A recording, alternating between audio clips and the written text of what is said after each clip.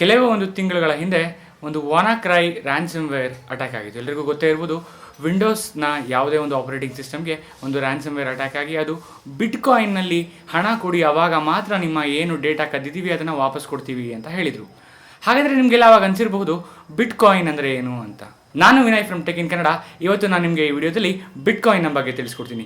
ನೀವು ಇವತ್ತಿನ ತನಕ ನಮ್ಮ ಟೆಕ್ ಇನ್ ಕನ್ನಡ ಚಾನಲ್ಗೆ ಸಬ್ಸ್ಕ್ರೈಬ್ ಆಗಿಲ್ಲ ಅಂದರೆ ಕೆಳಗಡೆ ರೆಡ್ ಬಟನ್ ಕ್ಲಿಕ್ ಮಾಡಿ ಸಬ್ಸ್ಕ್ರೈಬ್ ಆಗಿ ಮತ್ತು ಆ ಬೆಲ್ ಐಕನ್ ಕ್ಲಿಕ್ ಮಾಡಿ.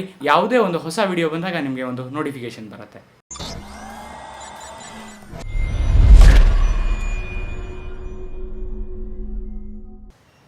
ಬಿಟ್ಕಾಯಿನ್ನ ಬಗ್ಗೆ ತಿಳ್ಕೊಳ್ಳೋಕ್ಕಿಂತ ಮುಂಚೆ ಜನರಲ್ ಆಗಿ ನಾವು ಯೂಸ್ ಮಾಡೋ ದಿನನಿತ್ಯದಲ್ಲಿ ಬಳಸುವಂಥ ಹಣ ಅಥವಾ ಕರೆನ್ಸಿ ಹೇಗೆ ವರ್ಕ್ ಆಗುತ್ತೆ.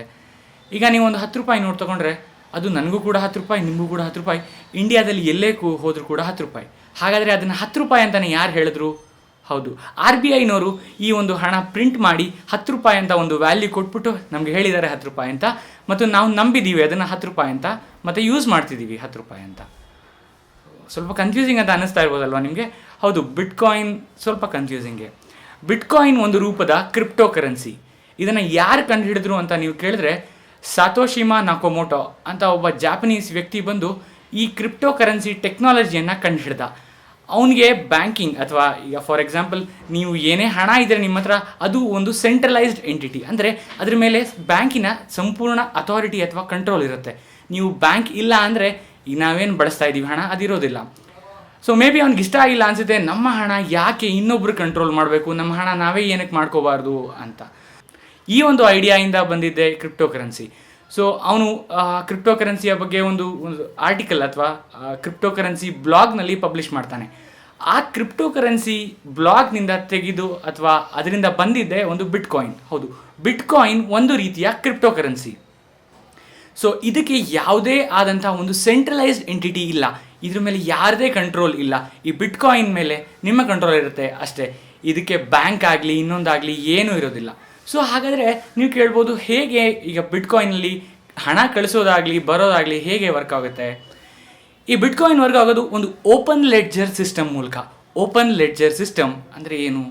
ಓಕೆ, ಉದಾಹರಣೆಗೆ ನನ್ನ ಹತ್ರ 10 ರೂಪಾಯಿ ಇರುತ್ತೆ, ಅಥವಾ ಈಗ ನಾನು ರೂಪಾಯಿ ಅಂತ ಹೇಳೋಕ್ಕೋಗಲ್ಲ, ಬಿಟ್ಕಾಯಿನಲ್ಲಿ ಮಾತಾಡೋಣ. ನನ್ನ ಹತ್ರ ಒಂದು 10 ಬಿಟ್ಕಾಯಿನ್ ಇರುತ್ತೆ. ನಾನು ಸಂದೀಪ್ಗೆ 5 ಬಿಟ್ಕಾಯಿನ್ ಕಳಿಸ್ಬೇಕಂತ ಅಂದ್ಕೊಳ್ಳಿ. ಸೊ ಓಕೆ, ನಾನು 5 ಬಿಟ್ಕಾಯಿನ್ ಕಳಿಸ್ತೀನಿ, ಆದರೆ ಅದನ್ನು ಎಲ್ಲರೂ ನಾವು ರೆಕಾರ್ಡ್ ಮಾಡಬೇಕಾಗತ್ತೆ ಅಲ್ವಾ?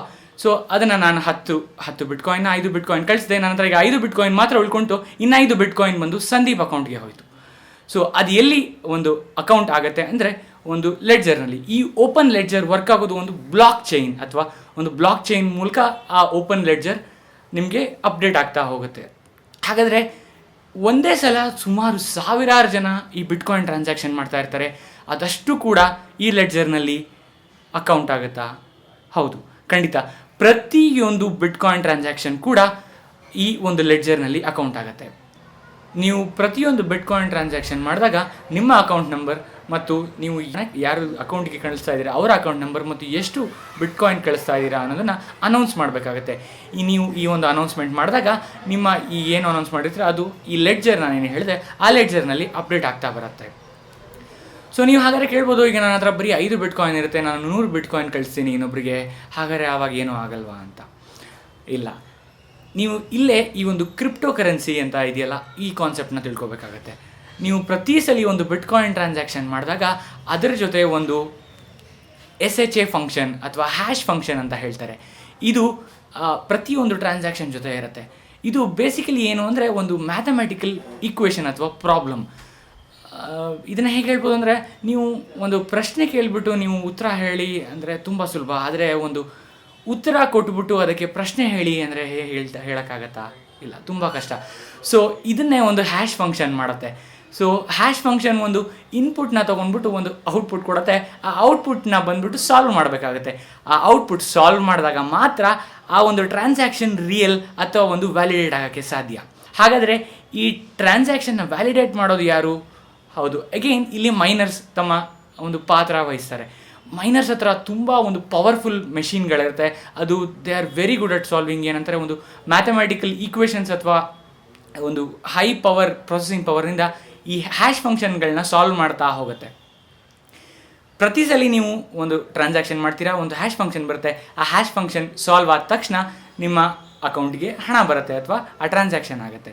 ಸೊ ಈ ಟ್ರಾನ್ಸಾಕ್ಷನ್ ಆಗಬೇಕಾದ್ರೆ ಇದು ತುಂಬ ಒಂದು ಪ್ರಾಸೆಸ್ನ ಚೆಕ್ ಮಾಡ್ತಾ ಹೋಗುತ್ತೆ. ಏನಂದರೆ ಓಕೆ, ಅವನ ಅಕೌಂಟ್ನಲ್ಲಿ ಇಷ್ಟು ಹಣ ಇತ್ತಾ ಅಥವಾ ಇದು ಒಂದು ರಿಯಲ್ಲಾ ಇಲ್ವಾ ಅಂತ ಒಂದು ತುಂಬ ಕಾಂಪ್ಲಿಕೇಟೆಡ್ ವೇಯಲ್ಲಿ ಚೆಕ್ ಮಾಡಿ ನಂತರ ಮಾತ್ರ ಆ ಟ್ರಾನ್ಸಾಕ್ಷನ್ನ ವ್ಯಾಲಿಡೇಟ್ ಮಾಡುತ್ತೆ.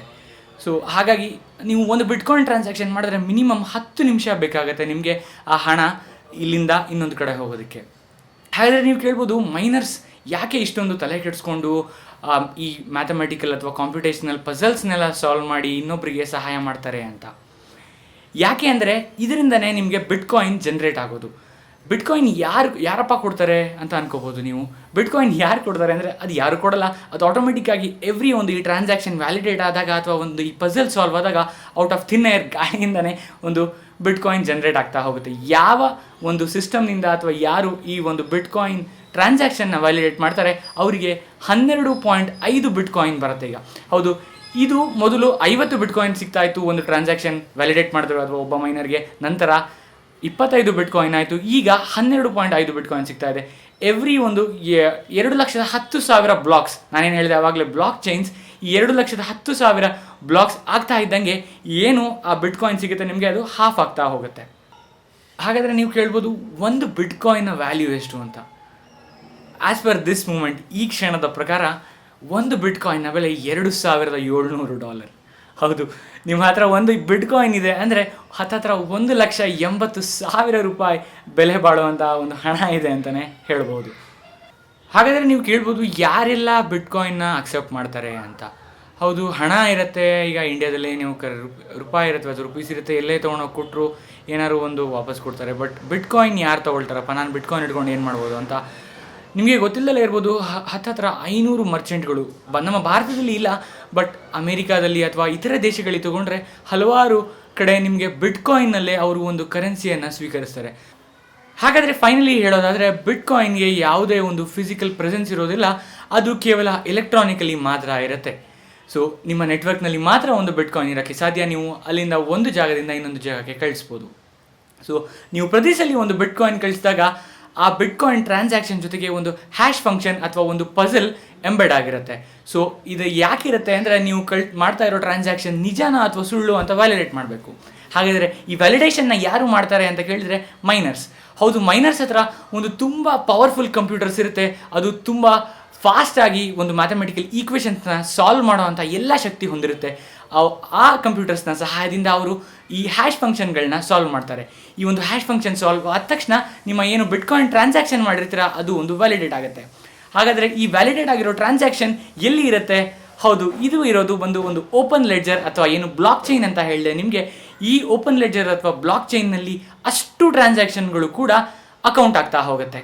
ನಾನು ಅನ್ಕೋತೀನಿ ನೀವು ಇವತ್ತು ಬಿಟ್ಕಾಯಿನ್ ಬಗ್ಗೆ ತಿಳ್ಕೊಂಡಿದ್ದೀರಾ ಅಂತ. ಸ್ವಲ್ಪ ಕನ್ಫ್ಯೂಸಿಂಗ್ ಅನ್ನಿಸ್ಬೋದು, ಆದರೆ ಕ್ರಿಪ್ಟೋ ಕರೆನ್ಸಿ ಇರೋದೇ ಹಾಗೆ ಸ್ವಲ್ಪ ಕನ್ಫ್ಯೂಸಿಂಗ್ ಆಗೇನೆ. ನಿಮಗೆ ಈ ವಿಡಿಯೋ ಇಷ್ಟ ಆಗಿದ್ರೆ ಕೆಳಗಡೆ ಇರೋ ಲೈಕ್ ಬಟನ್ ಕ್ಲಿಕ್ ಮಾಡಿ, ಮತ್ತು ಬಿಟ್ಕಾಯಿನ್ ಬಗ್ಗೆ ಇನ್ನೂ ಹೆಚ್ಚು ಮಾಹಿತಿ ಬೇಕು ಅಂದರೆ ಕೆಳಗಡೆ ಕಾಮೆಂಟ್ ಮಾಡಿ. ನಾನು ಇನ್ನೊಂದು ವಿಡಿಯೋದಲ್ಲಿ ಹೆಚ್ಚು ಸಮಯ ತಗೊಂಡು ಡೀಟೇಲ್ ಆಗಿ ಎಕ್ಸ್ಪ್ಲೇನ್ ಮಾಡೋದಕ್ಕೆ ಟ್ರೈ ಮಾಡ್ತೀನಿ. Good bye.